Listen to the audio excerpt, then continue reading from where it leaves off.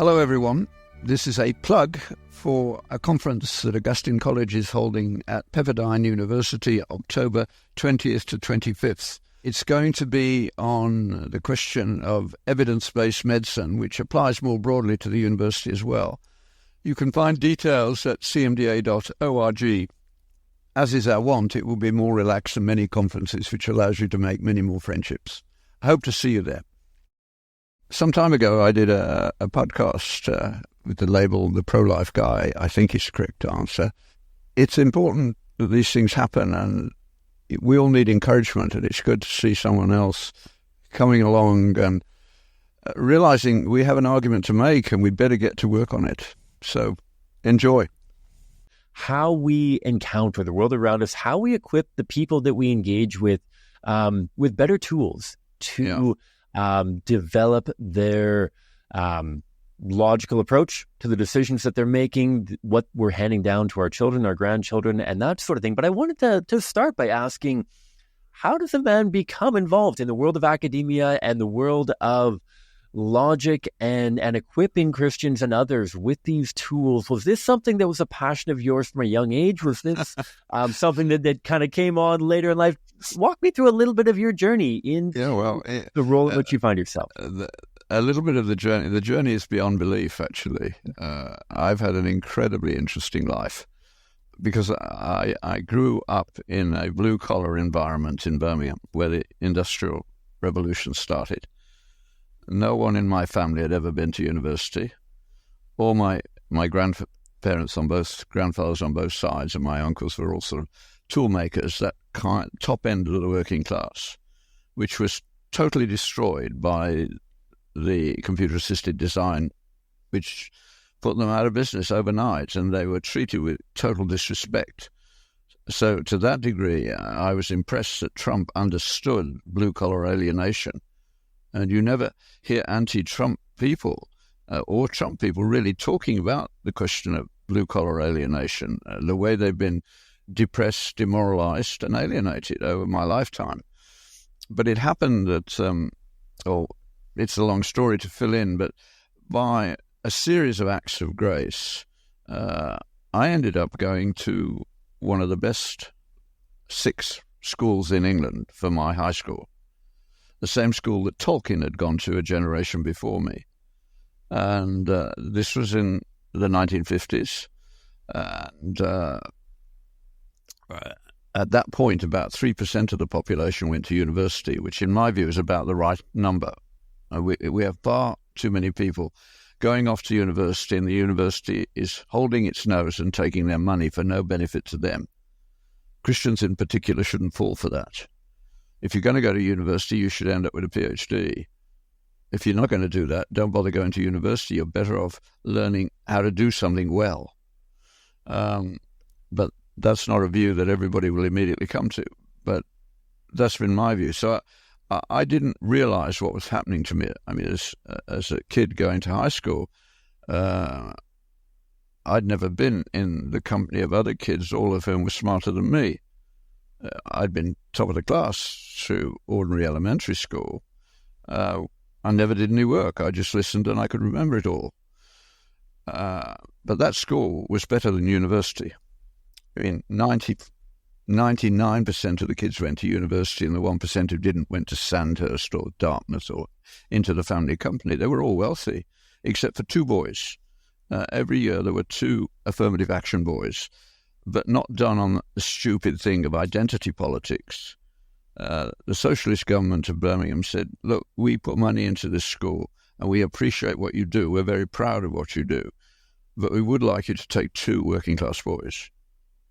And we suggest they can't take your entrance exam because they had French and Latin in the entrance exam aged 11. But that was a very clever way of keeping all the hoi polloi out, because there was no working class kid who could do that. So they said, but we do an IQ test on all the kids in Birmingham every year at 11. So why don't we give you the names of the top 10 and you can take a couple? So that's how I got in. And I loved it. I mean, I got to my homeroom, and my homeroom master, in Canadian terms, spoke 5 languages. And his introduction to education at King Edward's as well. You will be learning at least 3 languages, and you will learn to write a précis in each of them.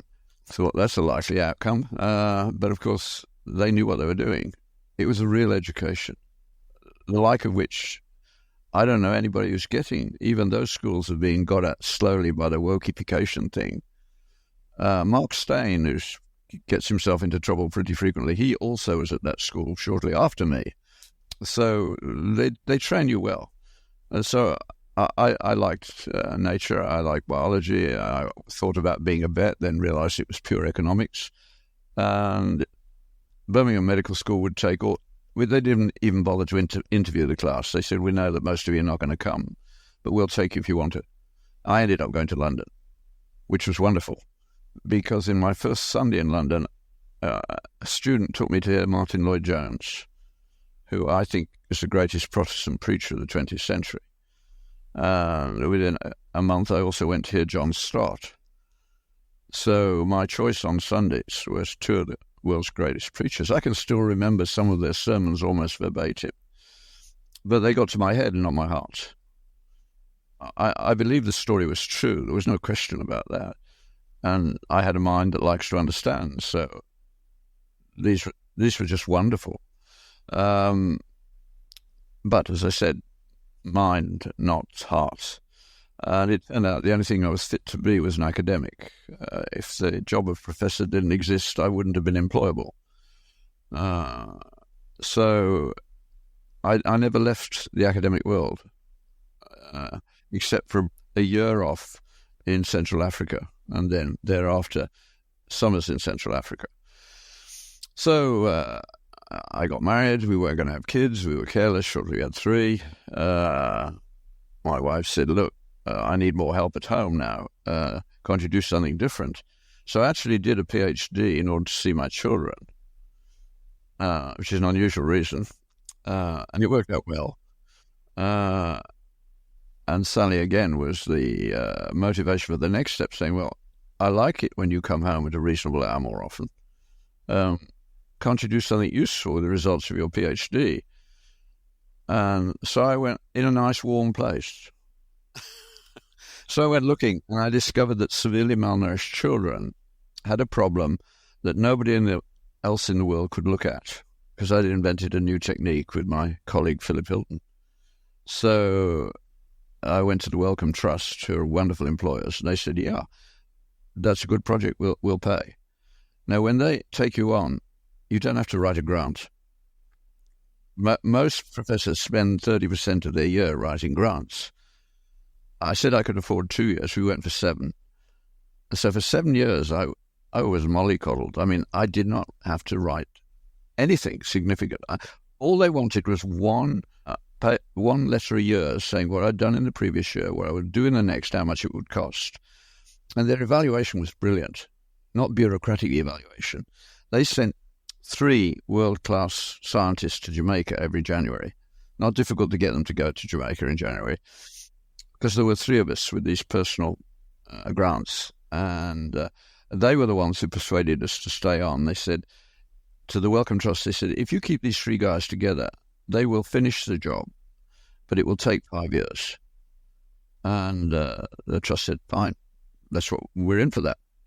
So we did finish it. I mean, our stock in trade was £10 2-year-olds, if you can imagine that. You got kids? Imagine your children at birth weight at 2 years of age. If they weren't that bad, we didn't take them in. And when the unit started after the Second World War to try and understand what to do with these kids, the mortality rate was 50%.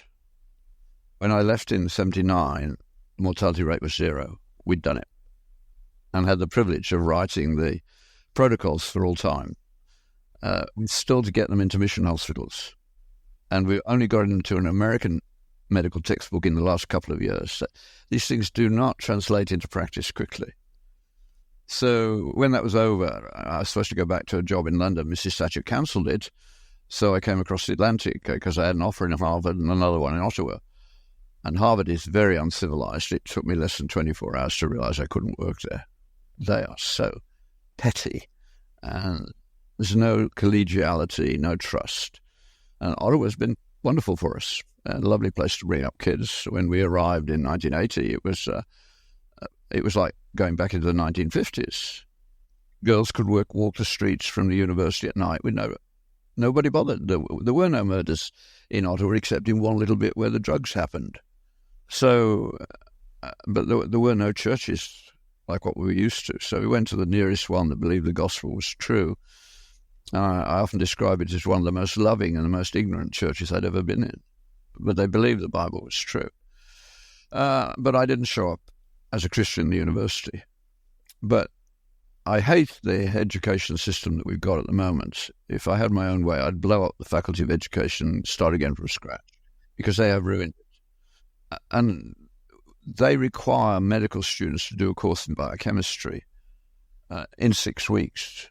It's nonsense. You can't do that. It's only some abstract educationalist in some faraway place would even presume to suggest that. So I would say to the students, you've got to be cynical about this.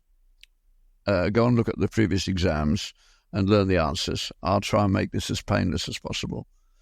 You won't remember any of it. And that's true. You might possibly remember the Krebs cycle, but you'll never meet a patient who doesn't have a Krebs cycle. No Krebs cycle, you're dead. The bits that matter in medicine are small print. So the kids would sit some of them, the smarter ones, tended to sit in the front row, not for the biochemistry, but for the throwaway lines.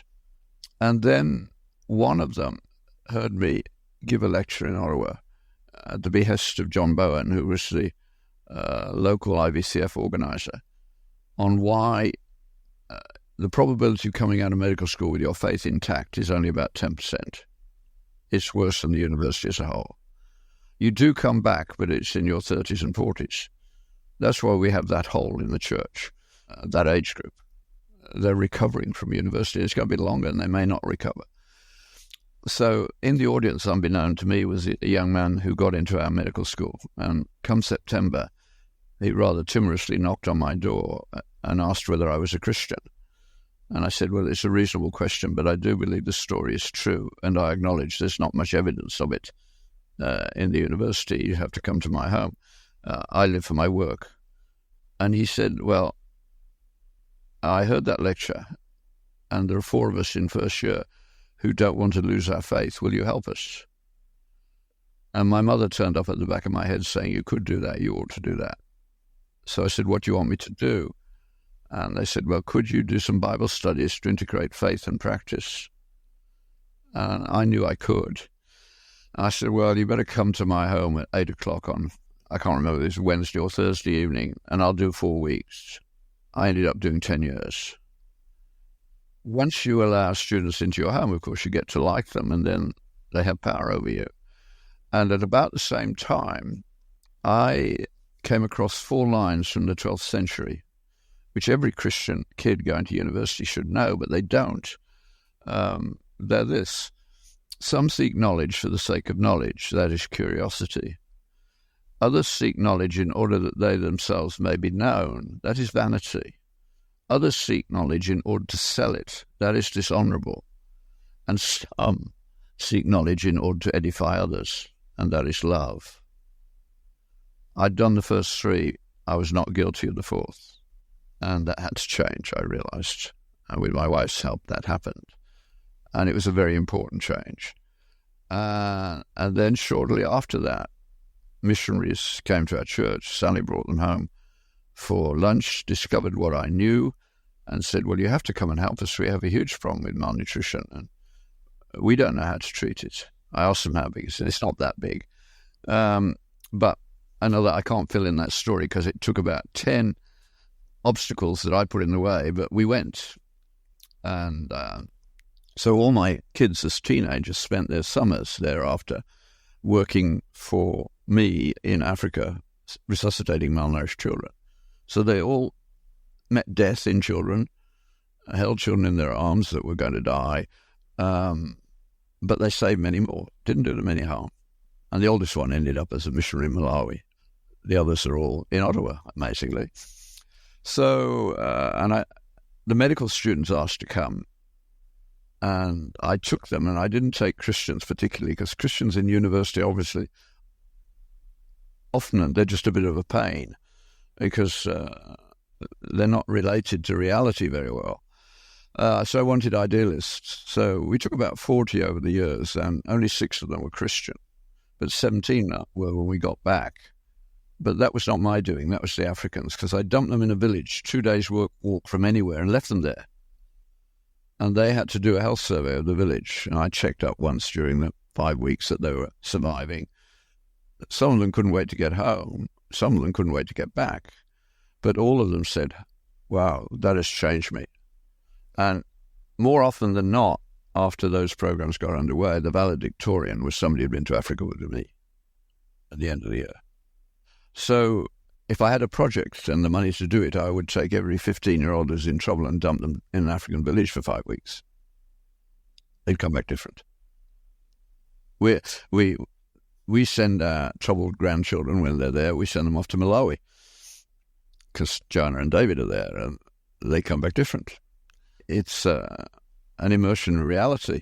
Now, at about that time, of course, as the students got to work on me, I wrote an angry paper one day because the Faculty of Education sent a missive saying that all teaching should be from a morally neutral position. And I hit the roof. I was so angry, steam was rising. So I shut my office door, turned off the telephone, and I wrote, and in 3 hours I'd written a paper called The Myth of Moral Neutrality. And I felt better. I sent it to a friend who was the editor of the Focus magazine for CMDS, and he published it without my permission. And I said, Bob, it was to read, not to publish. He said, have passion. The guys will like it. Well, that little paper went round the world, amazingly. The average paper you read in the mainline, you publish in the mainline literature, is read by 6 people, including the referees. It's not about knowledge. It's about careers, as the Claudine Gay episode has demonstrated. And we need to change that. Most importantly, I got a call from the States and was asked to go and talk about what I'd been saying, because they'd just got a new director who'd been in Africa for 10, 15 years and turned a one-man mission hospital into the best teaching hospital in Kenya, an incredibly entrepreneurial guy. But he came back to States in, what would this be, late 80s, early 90s, somewhere around there. And he realized, because he was smart, that evangelical doctors were sailing towards choppy waters, and they were not prepared. They knew how to answer all the questions they'd never be asked, and not the ones they would. So they couldn't deal with moral neutrality. They couldn't deal with abortion. They couldn't deal with euthanasia. They didn't know how to talk about sex, marriage, and all those things. Anyway, and particularly if you're a male doctor, fathering. So David Stevens asked me to go and record it. Somehow he got out of a recording of The Myth of Moral Neutrality. It was a bad recording. I didn't know I'd made it. And it was obviously amateur, and he said, I need a better one. So I went and recorded 4 talks, and within a year I was doing 100 talks a year, and it peaked at about 400 a year, where I stayed for quite a long while. So I did 2 things. I had a deal with the dean that I would give up 1 day a week. I wouldn't apply for any further promotions because I didn't want the administration anyway. And I'd spend at least 2 months a year in Africa, and 1 day a week extra to the weekend where I could go off to do weekend trips. And that has changed my life completely. It led to the formation of Augustine College, which is an attempt to teach Christian children where they come from. I mean, let me just try it on you. What do these men have in common? Copernicus, Galileo, Kepler, Newton, Boyle, Faraday, Clerk Maxwell, Eddington. They're all physicists, I'll give you that. Yeah, that was the first thing that came to mind, yeah. I mean, presumably they were all Christian, I believe. Yeah, I don't recognize the last couple names, but 2 of them, 3 of them are very evangelical. Okay. We don't know that. Huh. And that is a failure of education of an order that's utterly incomprehensible. This is the biography of one of them in 90 seconds. born to a very poor family, father blacksmith, only education in the church, working as a bookbinder by the age of 11 or 12, binding a lot of science, went to the free lectures in London on science, took excellent notes. In a year or two, he didn't want to spend his life being a bookbinder, and he thought he might possibly get a job as a technician at the Royal Institute. So he bound his beautiful notes and sent them to the boss, who was impressed he got the job. He became, in due course, president of the Royal Institute, having never gone to high school, let alone never going to university. He was known to stop his committee meetings so that he could get to his prayer meeting. Who is he? He's one of them. You've got a 1 in, 6 or 7 possibility of getting it right.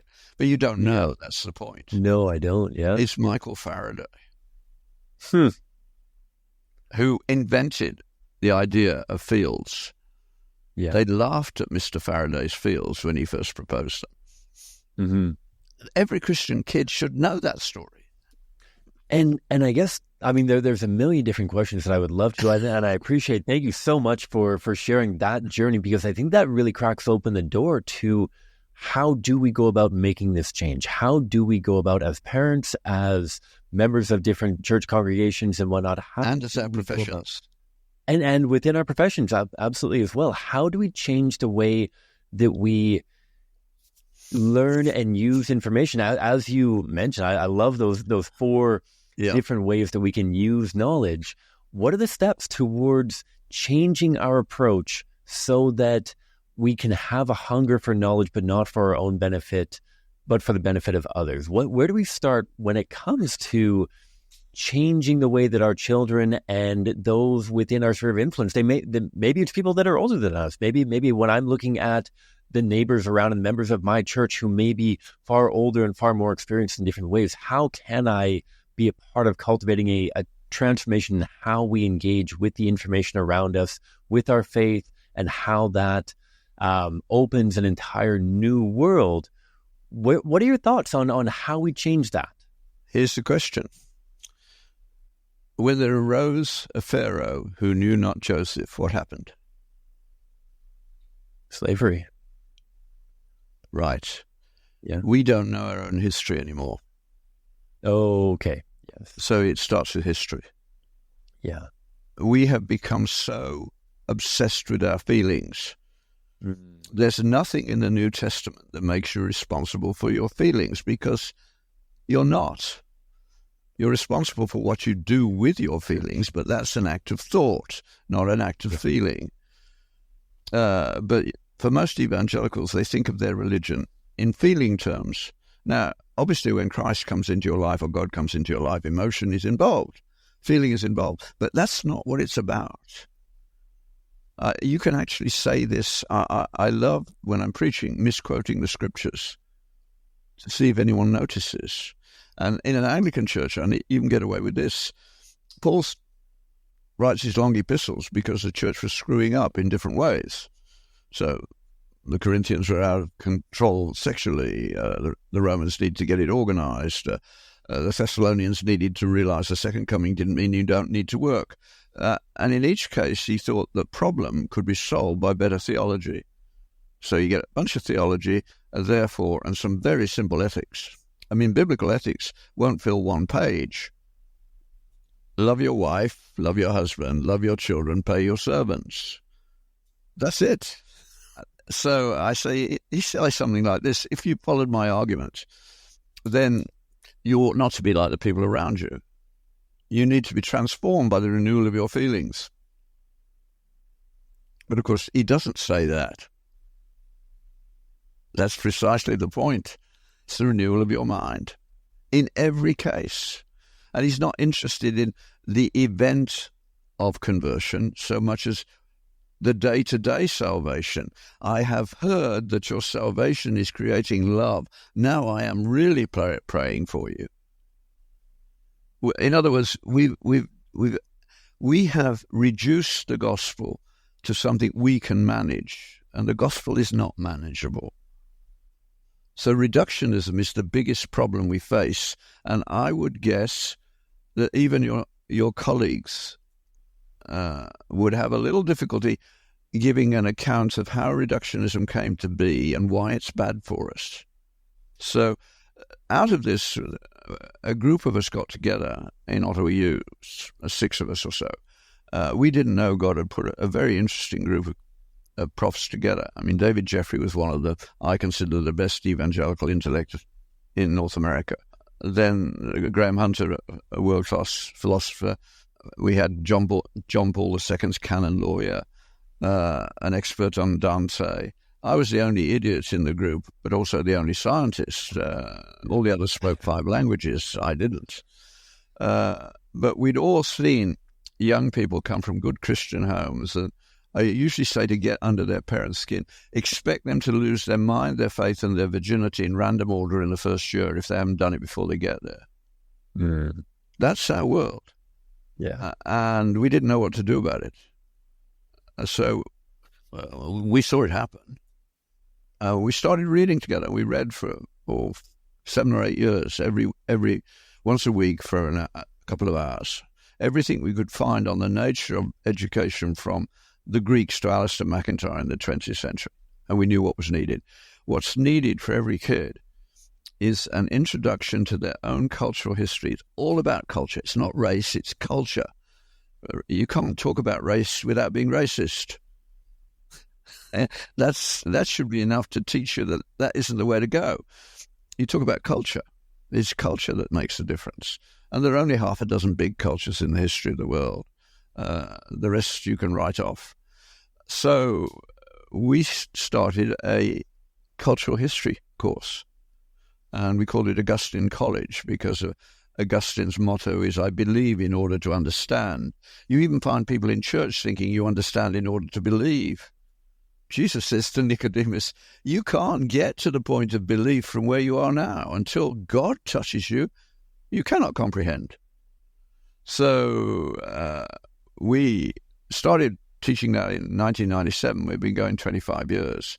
Now, we've only averaged 12.5 students a year, which is actually a pleasant number, but we need more to make it viable, because the guys who founded it could teach for nothing, but we're going to need some salaries. So, but the good news is that at least 70 to 80% of the kids who take that course hold on to their faith. That's an incredible figure. We ought to have parents and kids queuing up, but it's intimidating to them, I gather, that they look at what we do, they say, I can't do that. But they can. They've been dumbed down. And instead of it being told, God has given you a mind that you just haven't exercised. It's like a fat kid saying, I can't lift weights. No, but you can start. And you can lift weights. The time will come. But we haven't been exercising the mind in church forever. You go to sleep on Sunday morning unless you brought a book to read in many churches.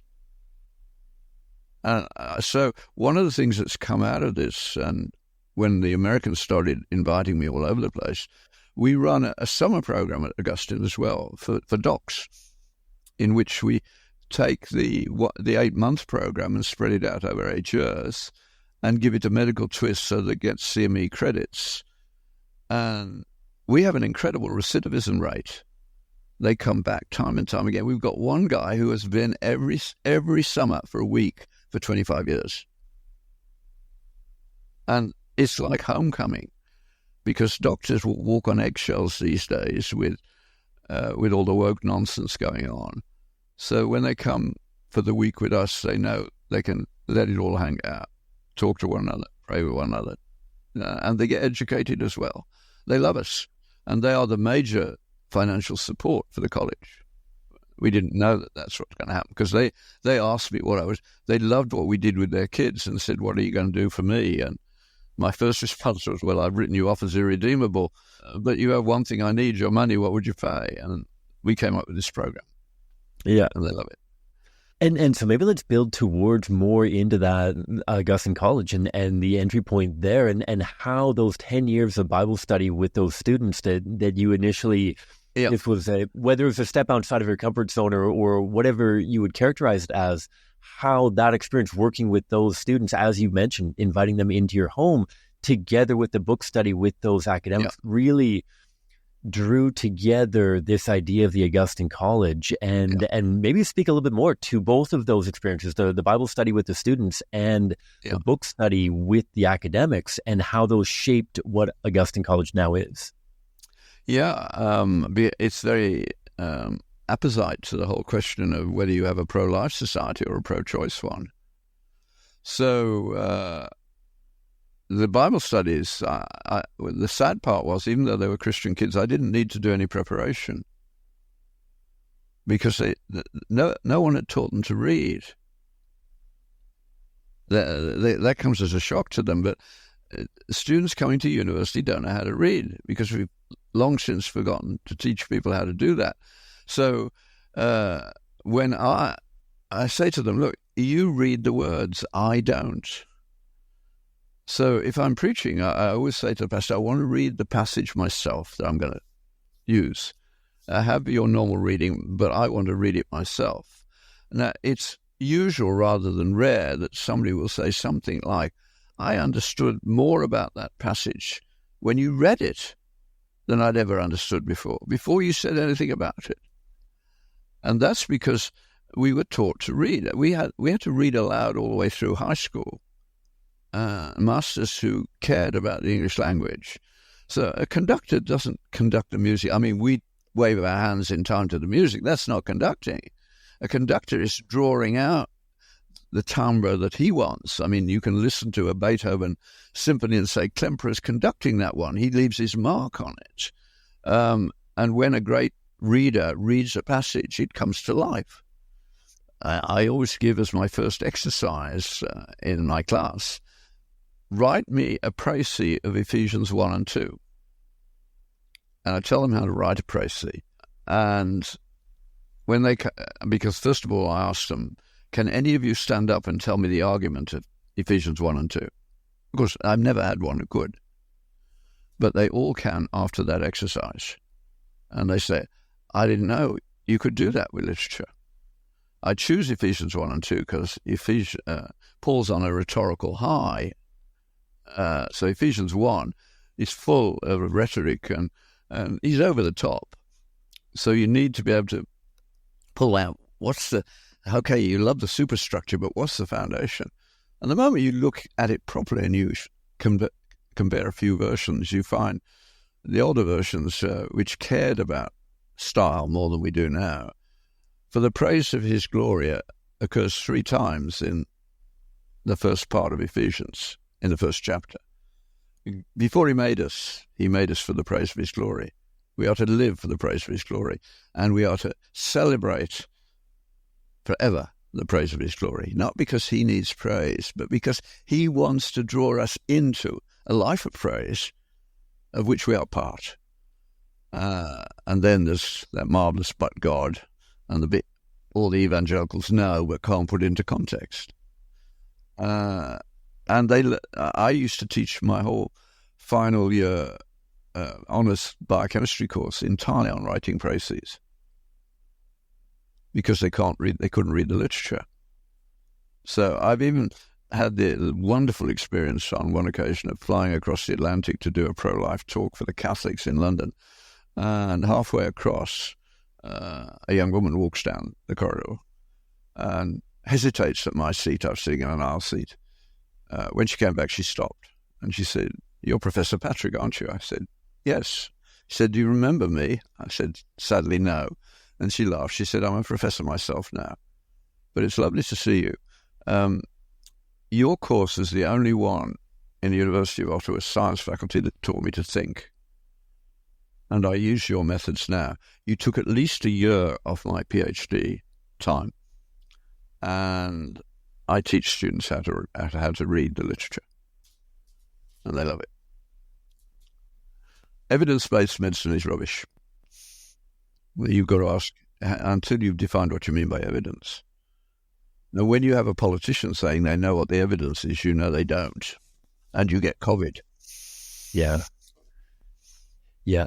And so from there, I'd love to hone in then towards, as you alluded to just now, the conversation or the I don't even know if conversation is quite the right word, the interaction as it comes to the abortion issue, and how obviously so often the abortion worldview is formed based off of feelings, experience, and not an awful lot of knowledge or understanding or wisdom or reflection.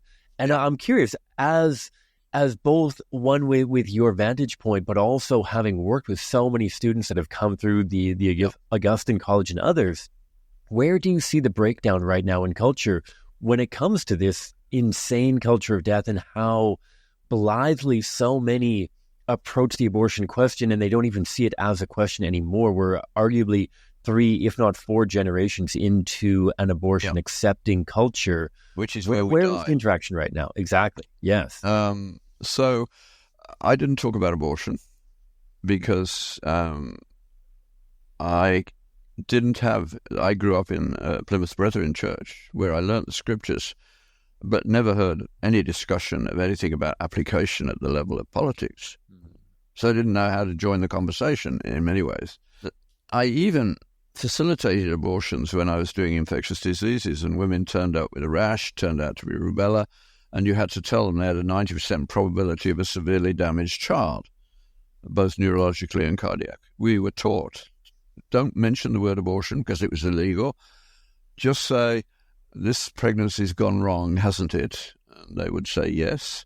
And you say, would you like to start again? Yes. Well, we can make that happen. You'll have to come into hospital briefly. And of course it was an abortion, but it wasn't. It was labeled a D&C. It was illegal, but we knew nothing was going to happen. And I didn't feel bad because I'd solved the problem, and the woman could have an easier life.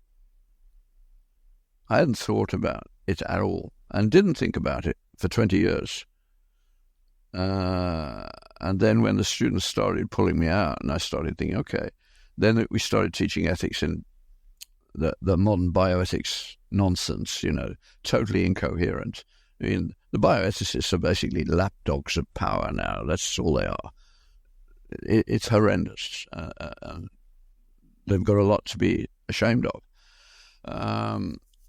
I was never asked to do that because at least I could see clearly what the issues were. So I gave one lecture in the ethics course, and the students followed me out. They didn't go to the next lecture.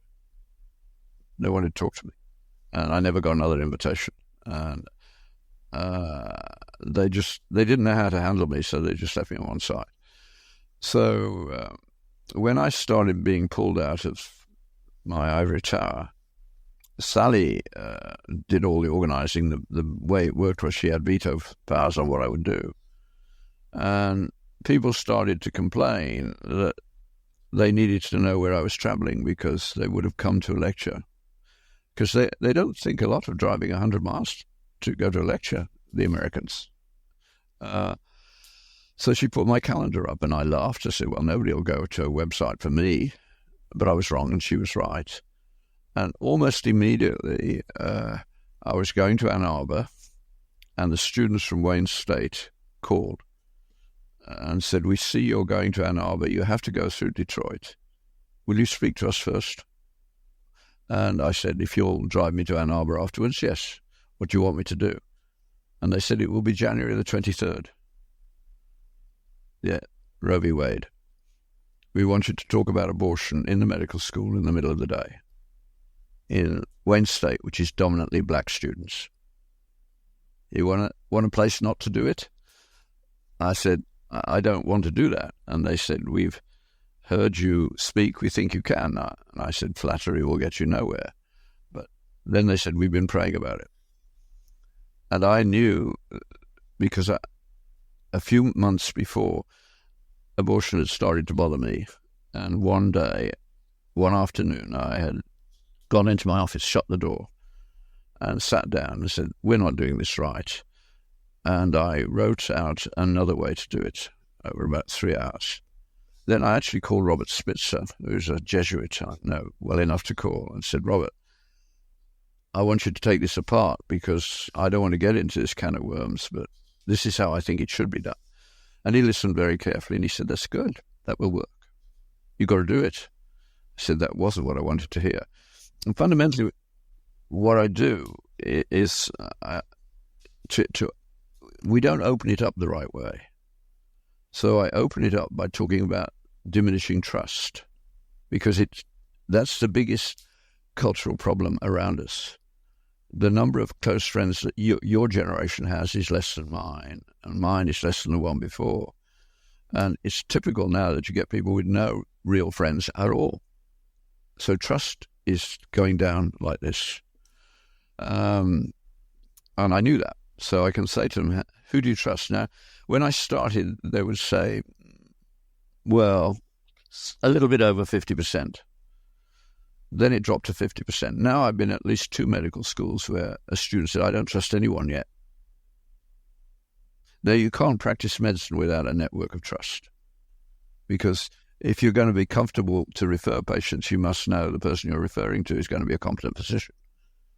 So it's a serious problem. And the meltdown in 2008 was a failure of trust. Both the Wall Street and the government were trained by Chicago, and they were more loyal to one another than they were to truth. And Robert Fogel, who taught at Chicago, I had the privilege of meeting a little before this, had seen it coming, and he wrote a book called The Fourth Great Awakening, which you might find interesting. And it's all about the decline in trust. He says that's going to be the biggest problem of the 21st century. And if we don't fix it, we're dead. So you can talk to them and they acknowledge there's a problem there. And I said, I presume the ones you don't trust aren't at this lecture, and they're not. And I said, now the rest of you, on the issue of abortion, is there any possibility of agreement in your class? No. That's interesting, isn't it? So I say, how do we sort that out? You respect those people in all other issues, don't you? You respect one another. You think you'll be decent doctors, right? So we've got to find some basis for this difference. And I think you have to ask the question, what would it be necessary to believe to be pro-choice? And what would it be necessary to believe to be pro-life? Now, I think the pro-choice side came by default because as libertarian sexuality came along, unwanted pregnancies were going to be more frequent. And when it was illegal, that meant a backstreet abortion.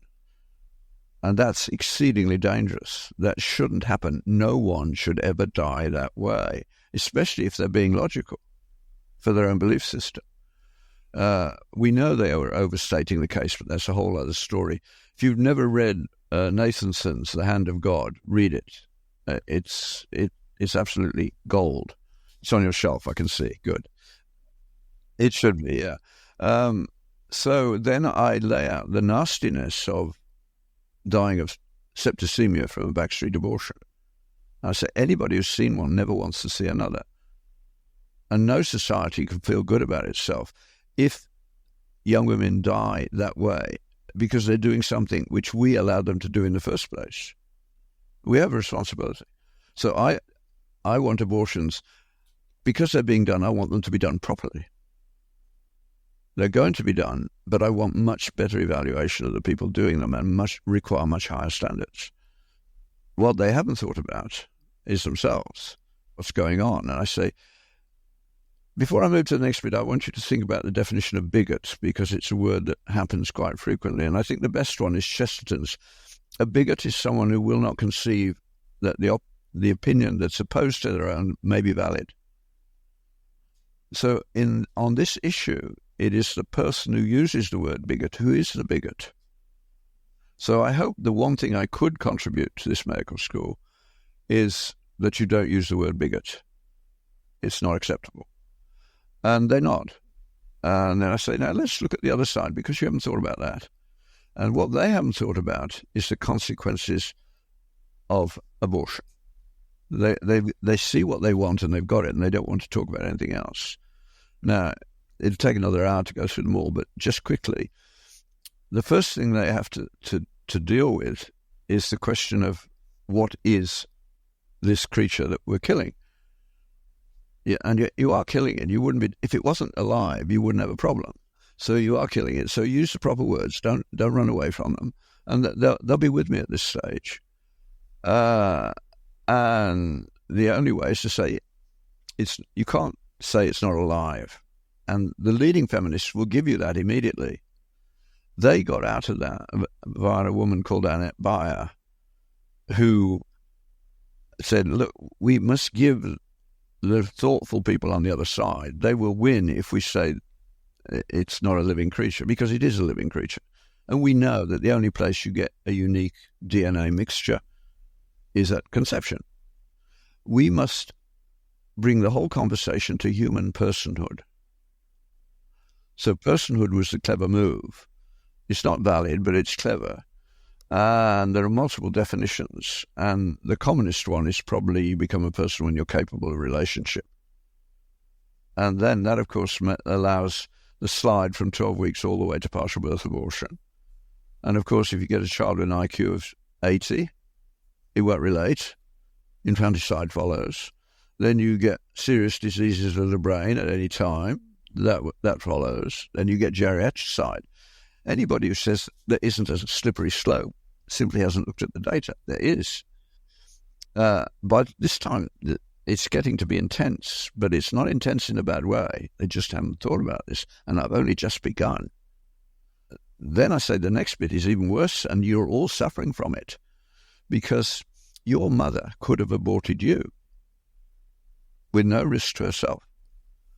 But she kept you because she had some hope for what you were going to be. Have you lived up to those hopes? Well, not entirely. You have to earn your personhood, and you can lose it. So we have ramped up anxiety. It's at impossible levels, and everything we do makes it worse because we haven't thought about where it's coming from. So, and then I can even show that the animal rights movement is part of this. And that bit's wonderful because the first time I did it was in Harvard, of all places. And you have this argument with yourself as you're going through. And I mean, if you want an adrenaline rush talking about a pro-life position in a place like Harvard, that'll give you an adrenaline rush. But a poem by Robert Frost popped into my head at exactly the right moment, and it was wonderful. It worked beautifully. But you go on down the system. It's not finished. Once you go down this process, here's the sequence I normally take. Extrinsic rights replace intrinsic rights. You have to earn your personhood. So you become an uncertain self. You buy into animal rights. The worst one is altered justice.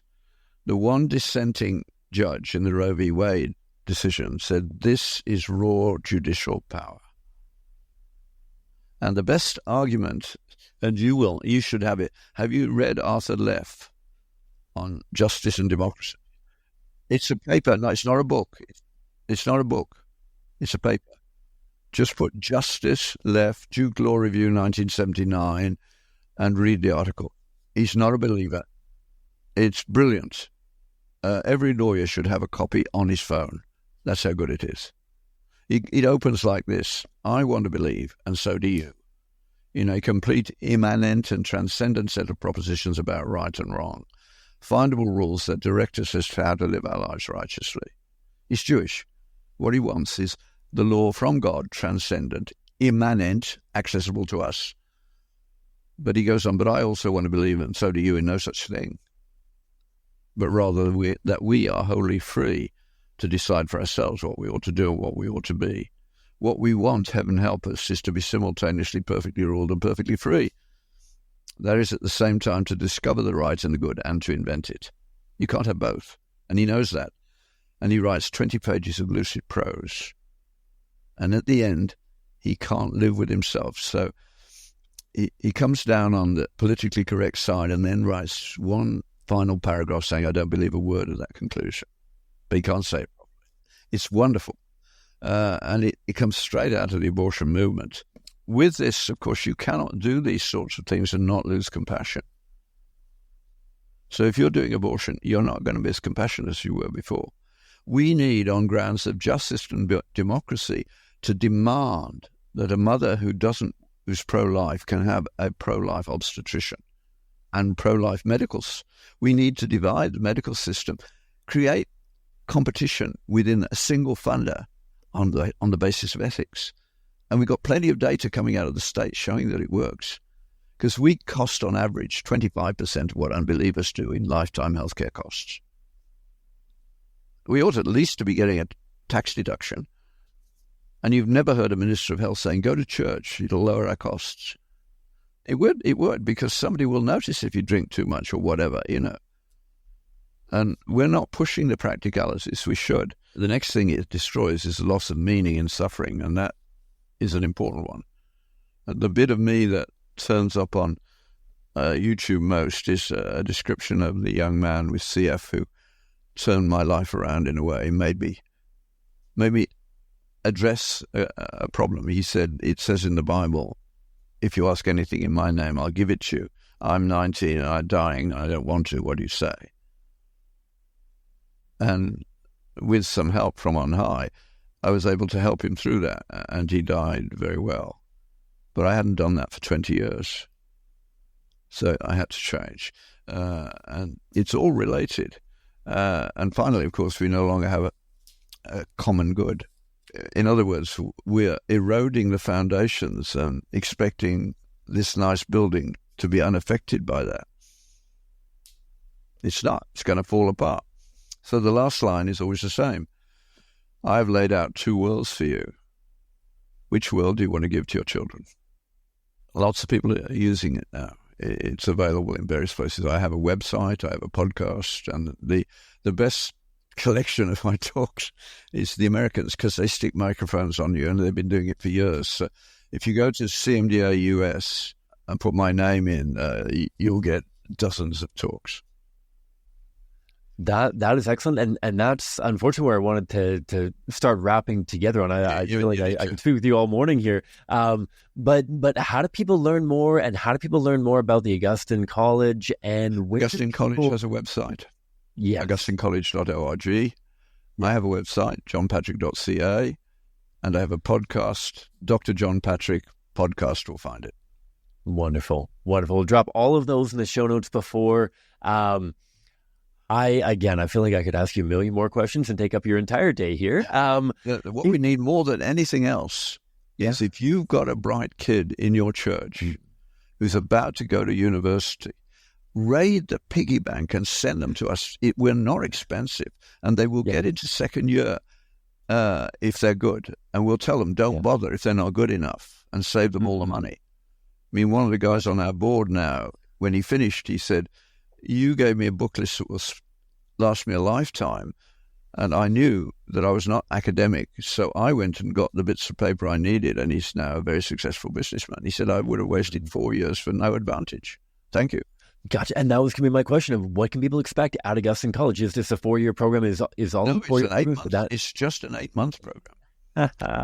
Love it. We do the history of science, medicine, maths, art and architecture, literature and philosophy, the church, music when we can, and literature.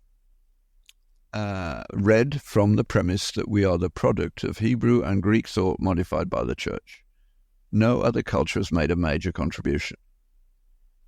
And the biggest problem, reductionism. If you can't define it, come and learn to define it. I didn't. I was turned into a reductionist in my first year at medical school without the word being used. Yeah. And it doesn't, it's not the Enlightenment. No. That starts in 1277. And that, folks, is where we need to start. And I think that's brilliant advice. Whether it's the bright young kid about to go off to university, or like we've talked about through this entire thing, wherever you are at in the audience, this is something that maybe I'm the eternal optimist and whatnot. I don't think anyone's a lost cause. And I would say that regardless of where you're at, whether you are this course would be good for anyone. Exactly. Just to you make friends for life. Yeah. And you will appreciate the difference between people who are meant to be academic and those that aren't, and you won't waste your time. Yeah. And particularly if you've got kids who've done a year at university and they hated it, take a break. Yeah. Come and do our course and you may or may not go back afterwards. But if you do go back, it'll be a different situation. We had one medical student who was in medical school, and she knew there were all sorts of questions not being answered. She found us on the web. And no dean will refuse a medical student a request to take 8 months out, because medical students are burning out. Yeah. And that looks very bad on the dean's transcript, because we spent too much money on them, and you're not getting them through to being a doctor. You're failing at your job. Yeah. So we would help to produce more and better doctors, because they won't burn out at the same rate. Mm-hmm. But students are what we need more than anything else. And the Jews, of course, make sure that Jewish kids in the synagogue get a good education, and the synagogue pays. Yeah. We don't even have, in most churches, we don't even have an education fund. Yeah. We don't even think about it as something we should be ready and able to help with. Yeah. And that can be a gut check time as well for each of us in the audience of how do we empower students and young people to access these tools to shape their life in a way that because and this could be a whole nother episode or a series of episodes of all of the, whether we want to call them regrets or the number of people that I've spoken to and that speak at churches about how they learned these lessons 10 years before they retired or after their kids had moved out of home. And if we could equip our children with the lessons that we learned so late, that would be wonderful. Dr. Patrick, I thank you so much for all the time that you've already given me. I hope that we can connect again in the future. But bless you on your ministry, and thank you so much.